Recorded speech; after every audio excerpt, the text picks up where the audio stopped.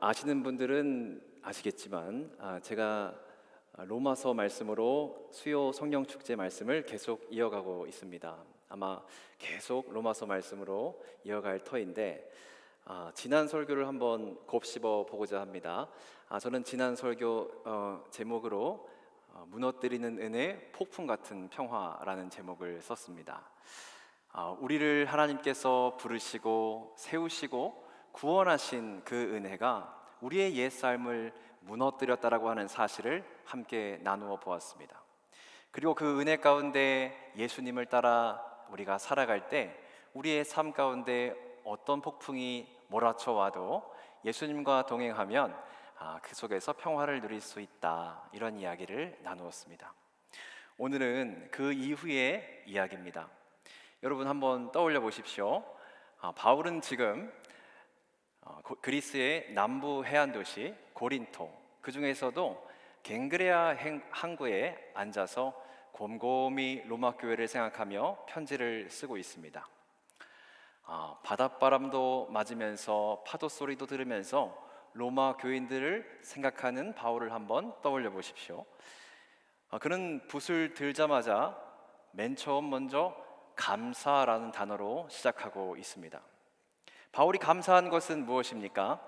바로 로마 교회 교인들의 믿음이 로마의 길을 통해서 온 세계에 전파되고 있다라고 하는 것에 대한 감사였습니다. 바울은 예수 그리스도를 통해서 하나님 아버지께 이 감사의 제목을 기도로 올려드리고 있는 것입니다. 바울은 말씀해 보니까 매일매일 기도했다라고 합니다. 정말 바울이 매일매일 로마 교회인들을 생각해서 기도를 했을까요? 바울은 그 증인으로 하나님을 모십니다. 그는 복음 안에서 하나님의 복음을 전달하는 자 그 안에서 매일매일 로마 교회 교인들을 위해서 기도했다라고 하나님을 증인으로 세웁니다. 기도한다라고 하는 것은 모든 기도가 그런 것은 아닙니다만, 기도한다라고 하는 것은 생각한다라고 하는 것입니다. 기도를 하면 우리는 생각하게 되고, 생각하게 되면은 궁금해지고, 궁금하면은 사랑스러워지는 것입니다. 우리가 누군가를 위해서 기도하고 궁금해하고 생각하면 할수록 우리는 그 사람에 대한 사랑이 점차 커지는 것이죠. 한 시인이 말했던 것처럼 자세히 보아야 예쁘고 오래 보아야 사랑스럽고 너도 그렇다라고 하는 그 고백이 마치 우리의 고백이 되어야 된다고 저는 생각합니다. 저는 유독 다른 목회자들보다 사랑이 좀 부족한 사람입니다. 그래서 하나님께 사랑을 좀 달라고 이렇게 기도를 했습니다. 그리고 사랑할 마음도 조금 달라고 기도를 했습니다. 그런데 하나님께서는 그런 제 안에 사랑을 넘치도록 부어주시기보다 내가 기도해야 될 사람들을 붙여주셨습니다. 여러분 삶 가운데서도 한번 떠올려 보십시오. 우리가 참으로 사랑해야 되는 존재들은 많지만 그들을 위해서 기도해 보신 적은 있으십니까? 우리가 그들을 위해서 기도하면 할수록 궁금해지고 생각이 나고 사랑이 오히려 채워지는 것입니다. 바울은 이 사랑의 마음을 갖고 로마 교회 교인들을 위해서 매일매일 기도했습니다. 그리고 로마 교회 교인들에게 다가가고 싶었습니다. 그런데 왜 바울은 로마에 바로 가지 못했을까요? 로마서 1장 10절 말씀을 보니까 바울은 하나님의 뜻 안에서 로마에 가고자 했습니다.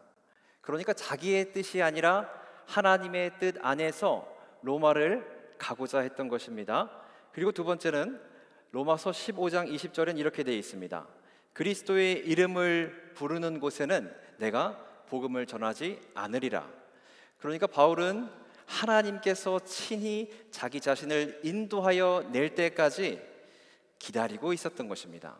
바울은 그 남부 해안 도시 고린토에서 해상으로도 갈 수 있고 육로로도 갈 수 있었음에도 불구하고 자신의 뜻과 하나님의 뜻을 구분하는 영적 분별을 가지고 있었던 사람이었던 것입니다. 그런데 그토록 로마에 가고 싶었던 이유가 무엇이었을까요? 말씀을 보니까 주고 싶었던 것이 있었다, 이렇게 얘기합니다. 바울은 로마 교회에게 어떤 것을 주고 싶어 하느냐?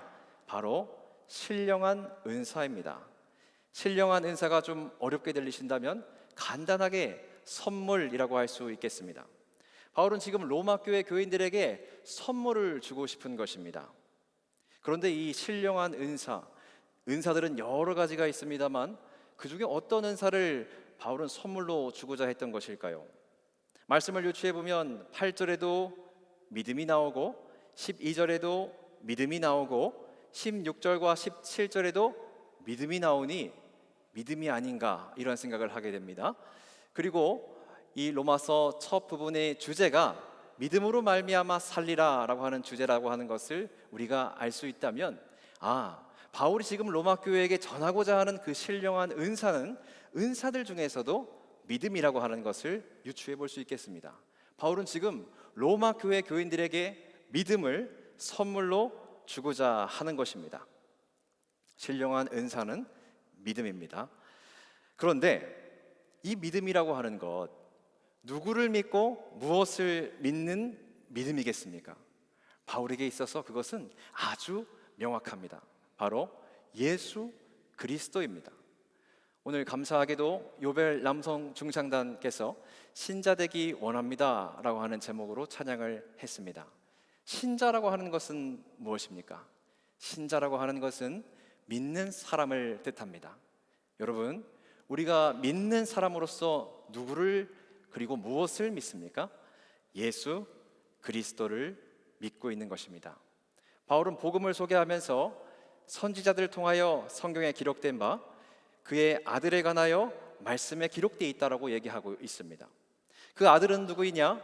육신으로는 다윗의 혈통으로 나왔고 성결의 영으로는 죽은 자들 가운데서 부활하사 능력으로 하나님의 아들로 선포되었다라고 얘기합니다.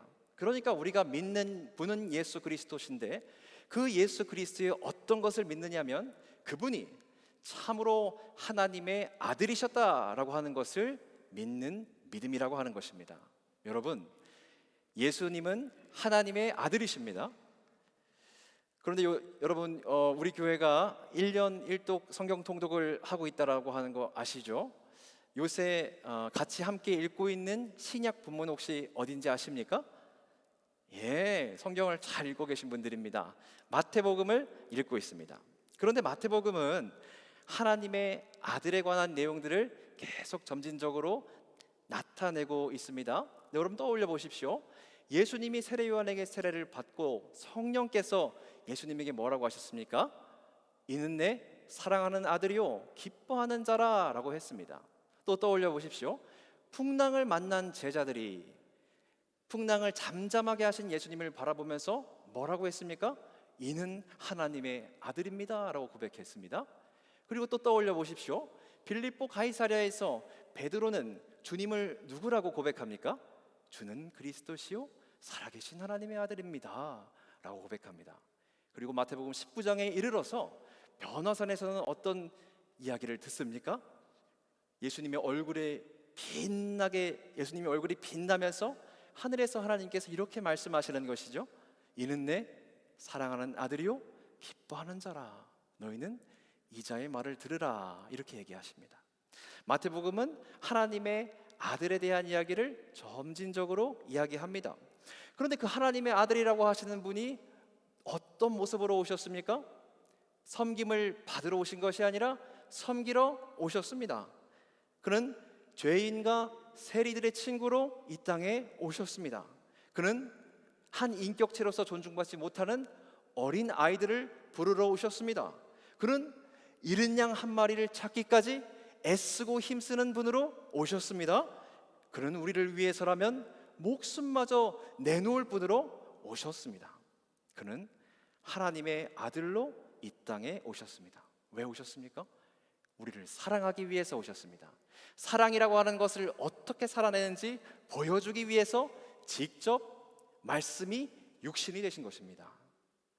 여러분, 바울은 지금 이 복음을 선포하고 있는 것입니다. 그런데 바울은 지금 이 복음을 믿는 어떤 것을 선물로 주려고 합니까? 믿음을 선물로 주려고 하는 것입니다. 첫 번째 우리가 받은 선물은 바로 복음을 믿는 믿음입니다. 하나님의 아들로 예수 그리스도가 오셨다라고 하는 사실을 믿는 그 믿음입니다. 여러분 떠올려 보십시오. 우리에게 그 복음이 찾아오게 된 경로들이 있지 않습니까? 어떤 분은 우리를 하해와 같이 사랑하시는 그 사랑으로, 또 어떤 분은 자비와 용서와 관용과 친절로 하나님의 사랑을 알지 않았습니까? 또 어떤 분은 복음서를 보면서 성경 말씀을 들으면서 예수님을 믿게 되지 않았습니까? 여러분, 복음이 우리 안에 넘치도록 충만해지면 우리에게는 변화가 생기는데, 그 변화는 무엇이냐? 예수님처럼 사랑할 수 있는 존재가 되는 것입니다. 여러분, 복음이 우리 안에 주어지면 살아있는 모든 것들을 사랑하지 않을 수 없습니다. 우리의 심령은 사랑으로 가득 차고 움직일 수밖에 없고 생동하게 되는 것입니다. 여러분, 우리에게 그 복음이 오게 된 경로를 떠올려 보십시오. 그런데 바울은요, 이 복음을, 이 믿음을 일방적으로 주려고 하는 것이 아닙니다. 12절 말씀을 한 목소리로 같이 한번 읽어보겠습니다. 시작. 이는 곧 내가 너희 가운데서 너희와 나의 믿음으로 말미암아 피차 안위함을 얻으려 함이라. 바울이 얘기하기를, 내가 너희 가운데서 너희와 나의 믿음으로 말미암아 피차 안위함을 얻기 위해 이 선물을 주고 있다라고 하는 것입니다. 여러분, 복음적 공동체라고 하는 것은 지금 우리가 함께 사역하고 있고 헌신하고 있는 이 교회로 주어졌습니다. 복음적 공동체라고 하는 것은, 예수님을 믿는 믿음이라고 하는 것은 혼자서 살아갈 수 있는 것이 아닙니다. 저는 생각보다 저는 이렇게 교인들이 많은 교회에서 사역을 해본 것이 처음입니다. 저는 주로 작은 교회에서 사역을 해왔는데, 주로 개척교회, 상가에 있는 100명 미만의 교회에서 사역을 했습니다. 제가 안산에서 사역을 처음 시작할 때에 저는 초등부 부서를 담당하게 되었습니다. 그런데 안산에는 아주 어린이들을 빨아들이는 유명한 교회가 있었어요. 그 교회는 김학중 목사님이 심호하시는 꿈의 교회라고 했던 것입니다. 모든 아이들이 주일만 되면은 꿈의 교회로 빨려 들어가는 것입니다. 그러니까 저는 때로는 주일날 예배당에 아무도 없을 때도 있었습니다. 그래서 저는 너무 이제 분통하죠. 제가 하나님께 기도했습니다. 하나님, 저 준비됐습니다.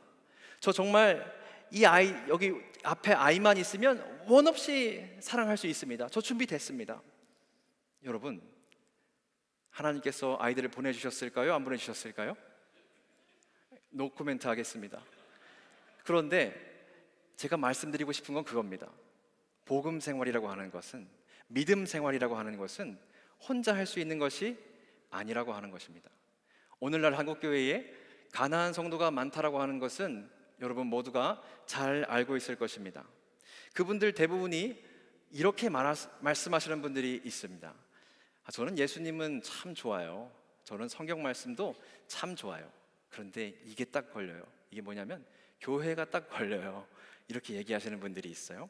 그런데 여러분, 믿음 생활이라고 하는 것은 혼자, 우리 혹시 온라인으로 보고 계신 분들이 계시다면, 온라인으로만 보고 계신 분들이 계시다면 마음에 한번 품으시기 바랍니다. 믿음 생활이라고 하는 것은 함께 하는 것입니다. 여러분, 사실 사람과 사람이 부딪히고 만나면 껄끄러울 때, 부대낄 때가 많습니다만, 하나님께서는 우리가 함께 모여서 믿음 생활과 신앙 생활을 하라고 붙여주신 것입니다. 복음은 혼자서 할 수 있는 퍼즐이 아닙니다. 왜냐하면 내가 누군가에게 복음을 전하고 내가 누군가에게 사랑을 전하면 그 사람이 살아나지 않겠습니까? 그 살아난 모습을 보면서 나는 다시 사랑을 받고 위로를 받고 힘을 얻고 믿음을 얻는 것입니다. 복음은 선순환이 되는 아름다운 공동체 안에서 이루어질 수 있는 것입니다. 그러므로 예수 그리스도를 믿는 믿음으로 우리에게 첫 복음이 선물로 주어졌다라고 한다면, 그 복음을 함께 누릴 수 있는 우리 옆사람, 그 옆 사람은 두 번째 선물이라 라고 할 수 있겠습니다. 저는 바나바 사역을 하고 있습니다. 바나바가 신임 바나바 교육을 이번 주일부터 시작하게 됐어요. 이번 신임 바나바 교육을 받는 분들은 총 5분이십니다. 그런데 그 중에 한 분, 제가 미리 사전에 말씀드려서 이 이야기를 오늘 해도 된다고 허락을 맡았습니다. 그 중에 곽기형 교우님이라고 하는 분이 계십니다. 근데 그분께서 교육을 받고 나서 마지막에 이런 말씀을 하셨어요. 교육을 받아보니까 알겠어요. 어떤 걸 아시겠습니까? 했더니 자기를 담당해 주셨던 그 바나바가 왜 저한테 그렇게 하셨는지를 이제 알겠어요. 그렇게 매일매일 연락하고 맛있는 것을 사주고 자기의 기도 제목을 들어주고 자기를 위해서 기도하고 함께 예배드리고 주일날 같이 밥 먹는 것이 왜 이루어졌는지를 알겠어요. 너무너무 그 사실에 감동하고 감격스러워서 저도 가만히 있을 수가 없었어요. 저도 일을 해야겠다고 하는 생각이 들었어요. 그분은 그 바나바, 그분의 사랑과 헌신의 결단을 한 것입니다. 근데 그 바나바는 누구냐면 우리가 익히 잘 알고 있는 윤조중 집사님이십니다. 윤조중 집사님이 그렇게 헌신과 사랑을 베푸셨던 겁니다. 그런데 한번 생각해 보십시오. 윤조중 집사님이 그렇게 사랑과 헌신을 베풀었더니 곽기영 교우님이라고 하는 선물이 나타난 것입니다. 윤조중 집사님은 예수 그리스도를 믿는 믿음을 선물로 먼저 받으시고 옆에 사람들에게 사랑을 전하시면서 곽기영 교우님을 선물로 받으신 분이라고 하는 것입니다. 여러분, 그런 경험들 있으시지 않습니까? 내가 사랑을 베풀었을 때 그 사람이 영적으로 충만해지고 열매 맺는 모습을 통해서 내가 오히려 위안을 받고 위로를 받고 사랑을 받는 경험을 하시지 않습니까? 그것이 바로 우리 옆에 있는 두 번째 선물이라고 하는 것입니다. 하나님께서는 우리 옆에 아름다운 선물들을 두셨습니다. 여러분, 바울이 사도행전에서 보면 다메섹 도상에서 예수님을 만나고 크게 회심하지 않습니까? 그의 눈이 멀었을 때에 하나님께서 아나니아에게 나타나서 말하죠. 아나니아야, 저기 저 사울에게 가서 그의 눈을 뜨게 해주렴, 이렇게 얘기합니다. 근데 아나니아가 뭐라고 합니까? 아니 주님, 저 사울이라고 불리는 자는 예수님의 이름을 부르는 자들을 박해하는 자입니다. 어떻게 저 자를 믿고 제가 가서 기도를 해줄 수가 있겠습니까? 그때 예수님께서 이렇게 얘기하시죠. 이 사람은 내 이름을 위하여 이방인과 임금들과 이스라엘 자손들에게 전할 택한 나의 그릇이다 라고 얘기하십니다. 바울은 그때부터 자기 자신이 예수 그리스도께 택한 그릇이라고 하는 사실을 깨닫고 로마서 1장 14절에 보시면 택한 그릇으로서의 빚에 대해서 얘기합니다. 바울은 내가 빚진 자라 이렇게 얘기하는 것입니다. 여러분, 빚을 좋아하는 사람은 아마 이 세상에 없을 것입니다. 빚은 빨리 좀 털어내야 되는 것이겠죠. 그런데 하나님께서 우리를 구원하시고 우리를 부르시고 우리를 세우신 그 빚은 사실은 우리가 갚을 수 있는 것이 아닙니다. 마태복음 말씀을 보면 1만 달란트 빚진 자가 나오죠. 1만 달란트 빚진 것을 주인이 탕감해 주지 않습니까? 그러면 사실은 우리가 그 빚을 능히 갚을 능력은 전혀 없는 것입니다. 예수님께서, 우리 주님께서 우리에게 나타나셔서 우리를 부르시고 구원하시고 살리셨을 때에 우리는 그것을 갚을 길이 없습니다. 성경이 말하고 있는 빚은 전혀 다른 성질의 빚이라고 하는 것입니다. 그 빚은 사랑을 주면 줄수록 오히려 더 커지는 역설적인 채무인 것입니다. 복음이라고 하는 선물을 전하면 그 빚이 점점 더 커지는 것입니다. 그런데 빚은 커지는데 우리네 인생의 기쁨은 더없이 풍성해지는 것이죠. 복음이라고 하는 선물을 전하며 바울은 깨달았습니다. 사랑을 하면 할수록 우리의 삶은 온전해지고 복음을 전하면 전할수록 우리의 심장은 더욱 뛰게 되는 것입니다. 그러므로 옆에 있는 사람을 사랑할수록 그는 우리에게 고마운 존재가 되는 것입니다. 그는 우리에게 갚을 수 없는 빚을 계속해서 주는 것입니다. 그는 우리에게 귀한 선물인 것입니다. 윤조중 집사님은 아마 곽기영 교우님에게 귀한 빚을 지신 것입니다. 아마 곽기영 교우님도 앞으로 사역을 하면서 복음을 전하면서 사랑을 하면서 그들에게 빚을 지게 되실 것입니다. 이런 역설적인 빚의 원리는 바울의 선교 여행 속에서 더욱 분명하게 드러납니다.